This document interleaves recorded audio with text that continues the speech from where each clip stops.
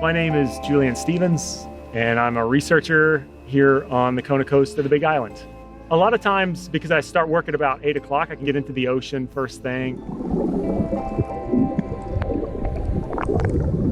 Freediving for me and snorkeling is really about getting to know the reef, getting to know that aquatic environment. I originally came out to Hawaii because I wanted to study marine biology. And when I got out here, I was really amazed by the ecosystems, by the environment here, and by the people. The culture and the traditions here in Hawaii are quite strong and rich. And I think until you live here, you don't really know what that's all about. It takes a long time to get integrated into the community, but it's quite a privilege to be here and to work in aquaculture in a place where the Hawaiians traditionally had been raising fish in fish ponds and doing traditional aquaculture practices for hundreds of years.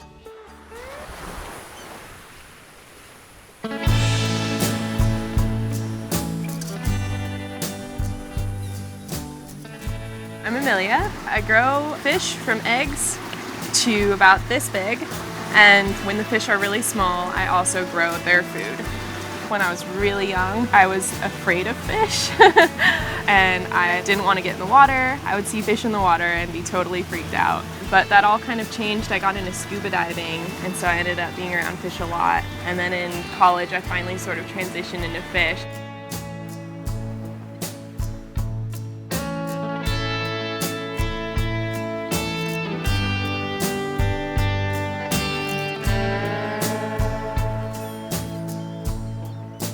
My name is Senifa Anadil. I live in Waimea on the Big Island of Hawaii. I have an undergrad in marine science from the University of Hawaii at Hilo, and I also have a master's degree in tropical conservation biology and environmental science. My focus was in fish behavior and fish biology, so I do love fish.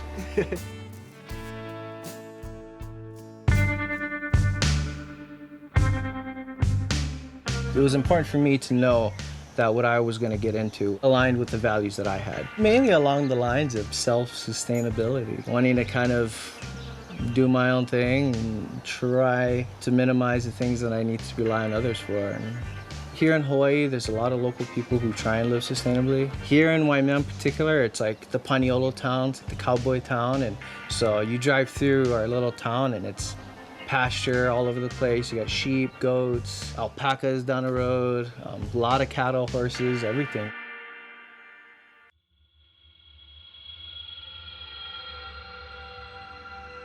It's a really interesting thing to live on a volcanic island. A lot of people, their vision of Hawaii, when they come to the Big Island, they're kind of shocked with the Kona coast because it's covered in lava rock from the different lava flows. That natural, living, breathing island that we're sitting on it makes this place such an amazing home.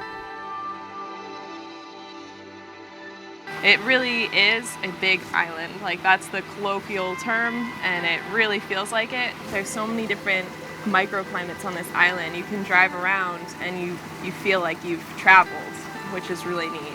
I went up to Mauna Kea to the very top this year, and it's just covered in snow, and you would never know that you're in Hawaii, so it doesn't really feel small to me.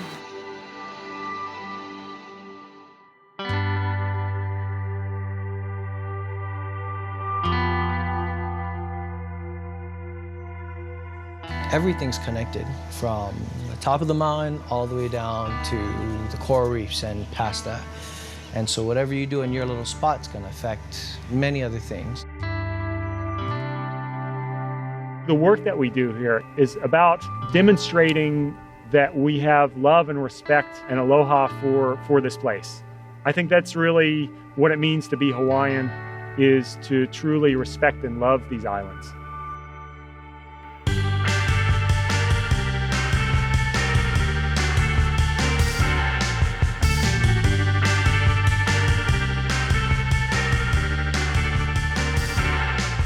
Nothing beats being out on the boat, being in the water, watching the fish.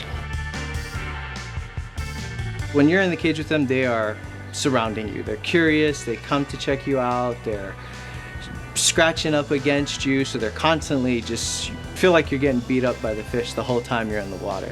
You can't see where you're going a lot of time, and you're hanging onto the cage and net and just kind of pulling your way through where you gotta go. But it's awesome. You get right up close with the fish. I'll sit there and you like start scratching behind the fish's eye, and they'll just like go into this trance. They love it, yeah.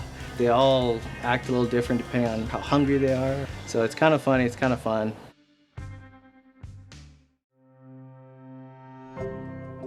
I think people struggle with the idea of aquaculture at this stage primarily because we've so often associated the ocean and fish with fishing. And there's a real romanticized image in our minds about this, where we see that the main way that we produce fish is through going out there and harvesting them, and it's going to be, like an old salty fisherman out there on his small boat, reeling in his fish. But the truth of it is, currently today, the world's fish supplies are overexploited. And so, even though people really struggle with the idea of aquaculture is the future when it comes to fisheries and when it comes to fish. If we're going to have 9 billion people in another 20 odd years, then we need to be able to produce more food. And aquaculture is really the way forward to do that. I do think there's a lot of controversy on aquaculture, this modern aquaculture here in Hawaii. I'm a fisherman and I love fishing, but I still feel that there's a huge threat of overfishing. And so for me, fish farming is a way to kind of help out with that. With our fish farm, we're doing it right. Our location is ideal. The fish they're in cages, they're offshore, they're in a higher current area, so there's a lot of water movement through the cages. So the fish are constantly in fresh ocean water. The fish waste or any of that's being produced is not affecting any coral reefs, and we know this because we monitor it. And I think now we've got both a challenge and an opportunity to reframe fish farming. We have to try extra hard to be sustainable and be something that people can look at and say, okay, this is ethical, this is sustainable, this is what we want. So it's a challenge, but I think with time and with lots of little conversations with people who are curious about it, that we can change some minds.